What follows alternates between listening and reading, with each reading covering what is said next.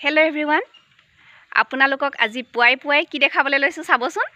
মায়ে বহুত আচাৰ বনাই থৈছে এলিফেন্ট আপল পিকল অলিভ পিকল আৰু ষ্টাৰ ফ্ৰুইট পিকল আৰু ৰেডিশ পিকল চাবচোন এয়া হৈছে ৰেডিশ পিকল এয়া অলিভ পিকল আৰু এয়া হৈছে এলিফেন্ট আপল পিকল এয়া অলিভ পিকল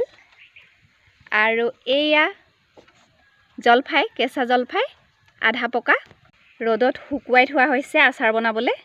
এয়া হৈছে ষ্টাৰ ফ্ৰুইট পিকল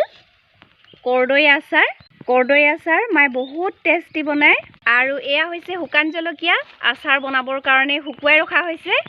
মায়ে বহুত টেষ্টি আচাৰ বনায় আপোনালোকক যদি প্ৰয়োজন হৈছে জনাব অৰ্ডাৰ কৰিব পাৰিব মাৰ চাৰ্টিফিকেট আছে ফ্ৰুইট প্ৰিজাৰ্ভেশ্যনৰ